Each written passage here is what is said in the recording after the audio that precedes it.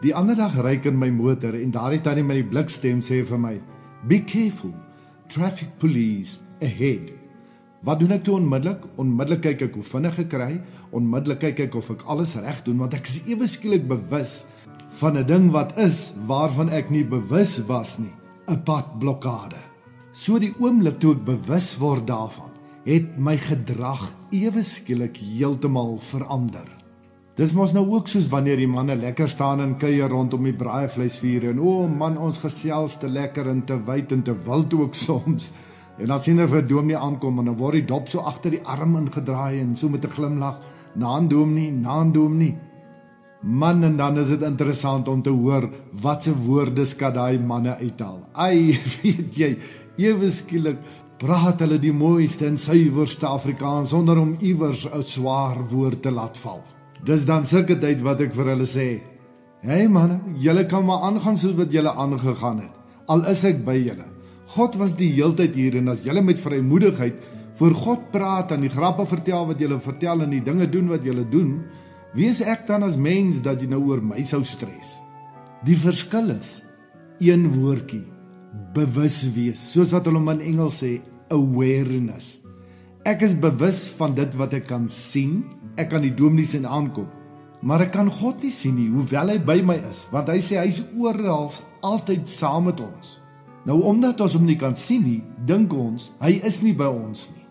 Nou die eerste wonderlike waarheid wat ek en jy moet snap, is dat God nie soos 'n mens is nie.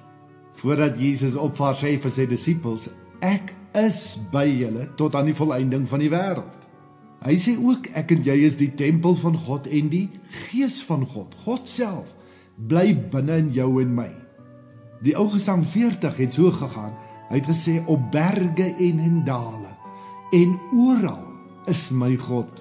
So, God is hier by my, hy is daar by jou waar jy nou sit en luister, of ry en luister, hy is by die werk, hy is by die sport, hy is by die skool waar jy vanmiddag jou kinders gaan kry, hy is om die braaivleisvuur, hy is daar saam met my waar ek alleen sit met my laptop of met my iPad en sekere dinge kyk op internet, hy weet van elke boodskap wat ek WhatsApp, hy is altyd by my.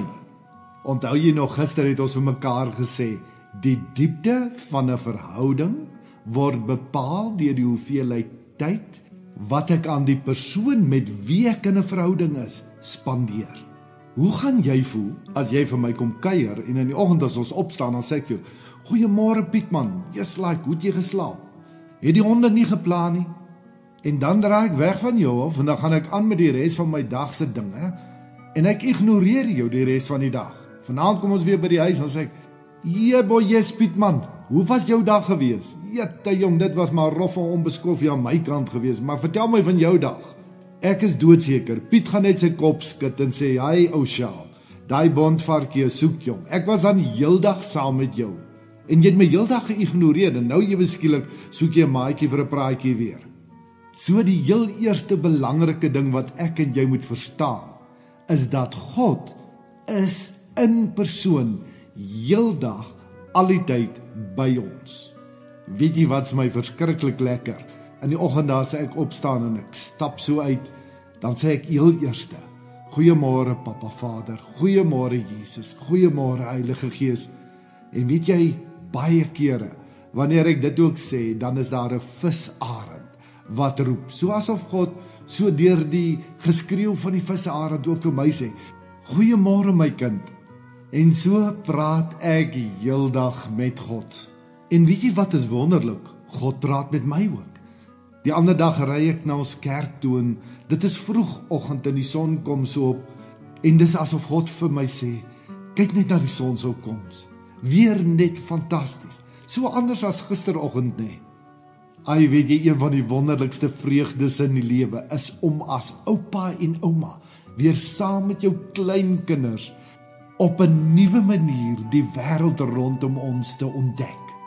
Word vandag net bewus van God se teenwoordigheid. Hy wil vandag weer vir jou wys hoe wonderlik het hy alles gemaak.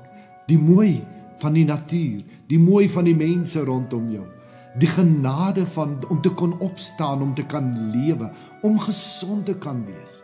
Hoe meer jy met hom praat, hoe meer jy begin luister na hom, hoe meer gaan jy agterkom, jy kan nie sonder hom leef nie.